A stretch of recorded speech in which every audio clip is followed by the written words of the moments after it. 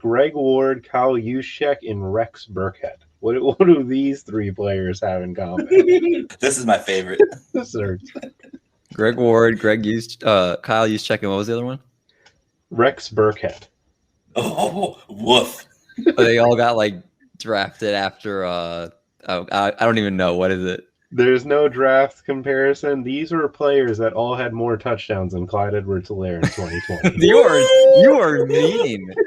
I mean, I'll say this. How do you feel about Clyde? Because I actually do have him at my RB like 13 or 14 right now. Mm-hmm. So I'm actually high on Clyde Edwards-Helaire. It was just something that I was like, Kyle Juszczyk really had 40% of the Niners touchdowns last year. Yeah, he had 8, I think, right? Well, so should I go back to the Mecole one first and then answer that? Because you can answer both. It's okay.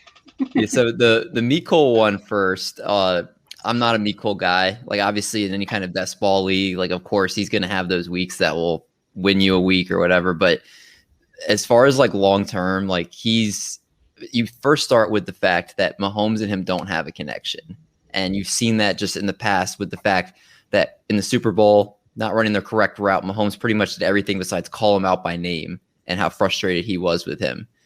They also had a play against the Bills where he turned the wrong direction on a route where he was going up the seam. He looked the wrong way. The ball was coming the other way. He would have had a touchdown. So they haven't had that connection basically their whole career. Mm-hmm. I think he doesn't have enough of a route tree for him to be anything besides the one-trick pony personally. Obviously, he's very fast. They're going to get the ball in his hands, but he's not the Chiefs receiver that I think makes the bigger step as far as the fourth guy in the passing game behind CEH, Tyreek, and Kelsey. I think that's Byron Pringle. I think he's going to be the one that's fourth on the team in catches. And I know Bo thinks it's funny, but there's a couple factors that go into that. So you have one, that the Chiefs signed him to a restricted free agent tender when they didn't have to, and that's for over $2 million. So the fact that they signed him to that means that they're actually, I think, wanting to get him involved. Number two, they started implementing him as the kickoff return guy because they wanted the ball in his hands. And he actually got a kickoff return touchdown last year.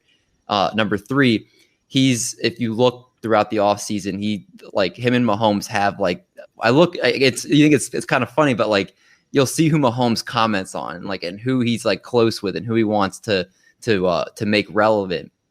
And, again, Mecole Hardman, you don't really see that as much, them two talking, but he comments on Pringle's stuff a lot. And I think Pringle is like, he already has shown for us Chiefs fans, he was like old reliable, like 3rd and 15. Mahomes is looking for him.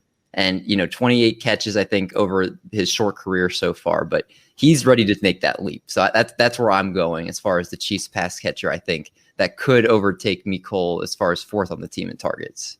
That's so crazy. What a crazy high bar to cross. I actually do like Byron Pringle from Brad Kelly, who broke him down years when he was drafted, he was undrafted, right? A UDFA? I think so, yeah. Brad Kelly actually had him as like a 5th or a 4th round grade. So my brother actually drafted him in the 5th round of our rookie draft. Just as like, I want this guy because his name's funny and it just fit the bill real nice. But I actually think Byron Pringle is going to be the 4th too. Or maybe Cornell Powell, but I see Pringle being there since he's actually been on the team for a few years. That Cornell Powell won't take that leap right now. I will say, as a Chiefs fan, the Cornell, it's very similar. And this is, I don't know if you guys know Marcus Kemp or Devon Wiley, or there's a lot of these Chiefs receivers that have gotten or if you want to go back to what's his name from the Niners traded him to us. Oh my God, what's his name? That's on the tip of my tongue too. I totally blanked on.